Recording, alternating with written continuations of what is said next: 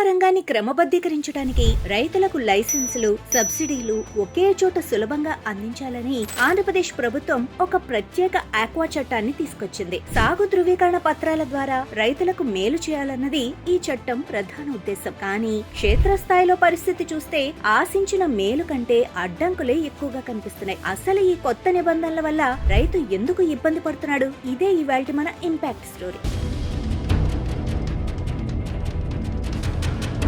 2020లో aqua చెరువుల licence ను సులభతరం చేయడానికి ఆంధ్రప్రదేశ్ ప్రభుత్వం అప్సడా అనగా Andhra Pradesh state aquaculture development authority అనే వ్యవస్థను తీసుకొచ్చింది. సాగు అనుమతులు, లైసెన్స్లు, సబ్సిడీలు ఇలా అన్ని ఒకే చోట రైతుకు సులభంగా అందించాలన్నది దీని ప్రధాన ఉద్దేశం. అయితే కాగితం మీద అంతా బాగున్నా క్షేత్రస్థాయిలో మాత్రం ఈ సిస్టమ్ రైతుకు సాయం చేయటం కంటే ఒక పెద్ద అడ్డంకిలా మారిందన్న వాదన బలంగా వినిపిస్తోంది. ఉదాహరణకు ఏలూరు జిల్లా పరిస్థితిని తీసుకుంటే ఈ సంక్షోభం ఎంత పెద్దదో మీకే అర్థమవుతుంది. జిల్లాలో దాదాపు 1.49 లక్షల ఎకరాల్లో ఆక్వా సాగు జరుగుతుంటే ఇప్పటి వరకు కేవలం 80,000 ఎకరాలకు మాత్రమే అప్సడా అనుమతులు లభించాయి. ఇంకా 54,000 ఎకరాలకు పైగా పెండింగ్ లో ఉన్నాయి. అంటే సగానికి పైగా రైతులు తమ సొంత భూముల్లోనే అధికారిక అనుమతి కోసం ఎదురు చూడాల్సిన పరిస్థితి ఏర్పడింది. అయితే ఈ ఆలస్యానికి కారణాలు చూస్తే రైతు చేతిలో లేని ఎన్నో సమస్యలు కనిపిస్తున్నాయి. Aadhaar linking, Webland data miss match,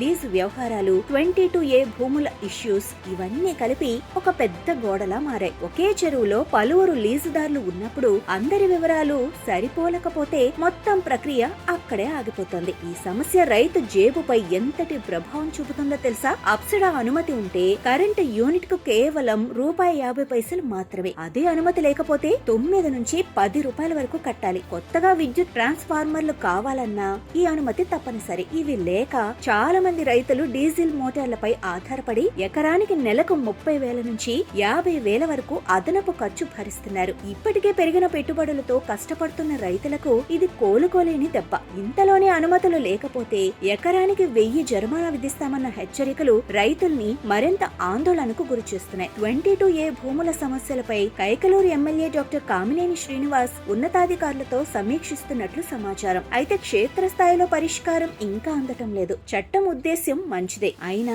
అమలులో ఉన్న ఈ లోపాలను సరిదిద్దాల్సిన బాధ్యత ప్రభుత్వంపై ఉంది. ఇప్పుడు మీరే చెప్పండి, మీ ప్రాంతంలో అనుమతులు వచ్చాయా? 22A వెబ్లాండ్ సమస్యల వల్ల మీరు కూడా ఇబ్బంది పడుతున్నారా? మీ చెరువు రిజిస్టర్ అయి ఉందా? మీ అనుభవాన్ని కామెంట్స్ లో షేర్ చేయండి. మరెన్నో ఇలాంటి ఇంపాక్ట్ స్టోరీస్ కోసం ఫిషరీ న్యూస్ ను ఇప్పుడే ఫాలో అవ్వండి.